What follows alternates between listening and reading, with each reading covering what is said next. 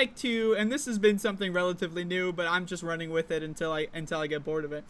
But on my show, I like to cut it into two distinct halves.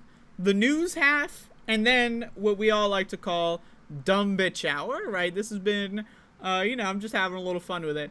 But, you ever find yourself, it's like 10:52, we're almost getting to dumb bitch hour, but it's like one more news story will kind of leak into dumb bitch hour. So we need a transitional piece. And I present to you former president of the United States, Barack Obama.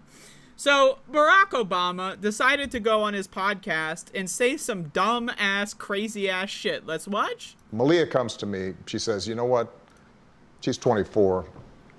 All our friends, sometimes we talk about climate change and we just feel like there is no way we're gonna be able to solve this. We're looking at the science. It feels as if we're on a trajectory that we're gonna sail past this 2 degrees centigrade benchmark, where after that, potentially things are getting cataclysmic. And so I'll be honest. Nah, I just want to say, notice this. Things are potentially cataclysmic. Potentially. Potentially. Now, again, I just want to say, before we get too far into this, man, oh man, imagine being, like, Barack Obama's kid, right? You grow up in the White House, right? And then you become an adult, and then you realize your dad is a fucking insane psychopathic freak who basically, was an architect of the destruction of this country. Let's be honest. Barack Obama, one of the worst presidents we've ever had. Right? But it's like, oh, fuck, that's my dad, though. And he's also so rich and powerful. So, like, imagine, like, the cognitive dissonance, right? Like, going on with the kids. Like, they claim to care about climate change, right? And yet, their dad is like one of the architects of the destruction of our world in the climate, right? He did nothing about climate for how many years? What was he president? How many terms was it? Right? And then, now, that's a whole separate story. But then, you got motherfucking Barack. By the way, he is a junior. Did you know this? Barack Jr. Did you know that? In 2010, fun fact, in 2010, in the United States of America, the White House was occupied by 2 juniors. Juniors. Barack Obama Jr. and Joe Biden Jr. What the fuck, man? I don't know. That's just some trivia for you. But that's a whole sidestep. So we got Barack Obama Jr., right, going out there on his podcast to say, like, this, like, why would you say, like, on so many levels, I just have to be wondering why he's going out on a podcast and saying this shit. Like, does he really believe that people are gonna buy this? And I mean, probably, right? But like, why would he say that? Honest with you, Dad, a lot of my friends, they just feel as if, what's the point? Because the world's burning and there's nothing I can do. Now again, now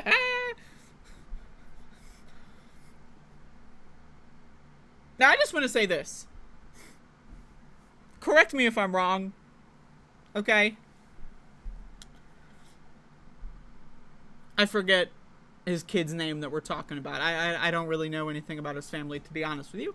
But okay, imagine you're the former president's child, and you're saying there's nothing I can do. Like, I'm sorry, okay? I'm sorry. You're the daughter of the former president of the United States, and you feel that there's nothing you can do.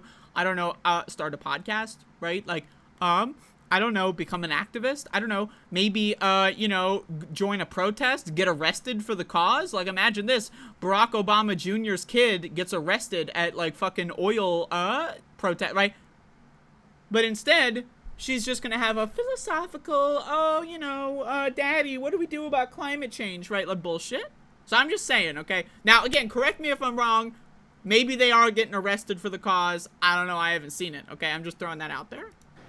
And I said to her, well, she asked me, what should I say to them? Right. And what I said to her is, look,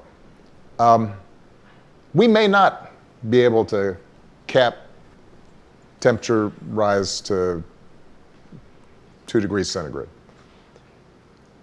But here's the thing. If we work really hard, we may be able to cap it at 2.5. Only the of really, I hate to Or say 3. this, but those with the lowest IQ.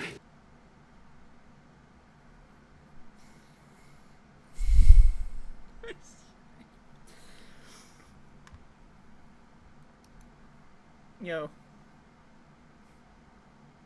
This is your brain on neoliberalism, man. I mean, I'm telling you. Like, this is your brain on capitalism. Like, when you believe in capitalism, when you believe in liberalism, this is what happens to you. You become this motherfucker.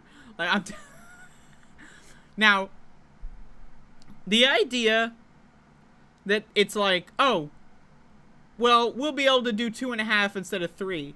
Like, now, I don't think he understands what climate change is, right? The reason why we have, right, what we refer to as like a point of no return, okay, or, you know, a benchmark for potential, in his mind, potential cataclysmic events, is because when the climate changes at a certain point, it's a domino effect. Think of it as a house of cards, right? 2 versus 3 centigrade, like, overall heat rise, like, either way, the house of cards is collapsing, right? You know what I, like, and it's like, this guy doesn't even and first of all, like, the point of no return benchmark that people talk about, I personally feel like there's a lot of copium involved with that. There's a lot of, like, oh, don't worry, guys, it's a little bit further, don't worry, guys. I personally believe we're already fucked. I personally believe there's nothing we can do at this point. We're fucked.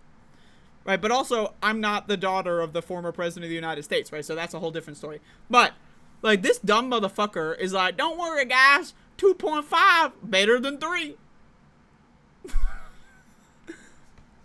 Like, okay, 2.5. What is 2. Like, that looks like the Middle East is completely uninhabitable.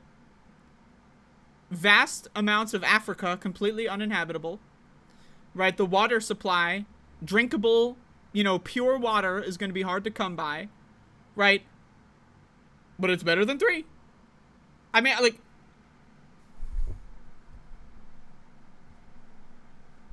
instead of 3.5. That extra centigrade. Did this motherfucker say 3.5? That extra Yo. instead of 3. Or 3 instead of 3.5. That extra centigrade, that might mean the difference between whether Bangladesh is underwater. Right. It might make the difference as to whether, you know, 100 million people have to migrate, Right. or only a few. Right. In these And what is a few? Like, this motherfucker, we have 100 million and a few. What is a few? Well, if you look up the definition of few is 3. So either we have 100 million refugees or 3. incremental changes That matters. Yeah, I see what It you're saying. makes a difference. Sure. And And to it's be worth able, fighting for. And it's worth fighting And you can't for. descend into nihilism and not try to save those. Yo, I'm telling you right now, this whole podcast is nihilism.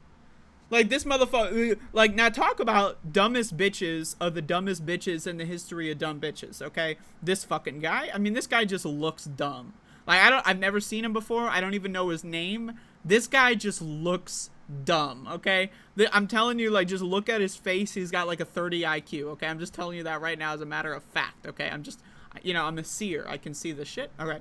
So this 30 IQ dumb fuck shit for brains Neanderthal, right, is trying to tell us, don't descend into nihilism, man. When talking to the former president, whose entire fucking administration, when it comes to climate change, was nihilism. That was Obama's track record on climate change, was nihilism. He did nothing. He did fucking nothing. He did nothing, motherfucker. I'm telling you this, okay? He did fucking nothing. That's nihilism! So this motherfucker who did nothing, the nihilist in chief, is gonna come up on his fucking shit show and tell us not to be nihilist. Give me a goddamn break. Yes, 100, 200, 300 million people. It matters. that's a lot of I agree people. with it. Yeah, that's a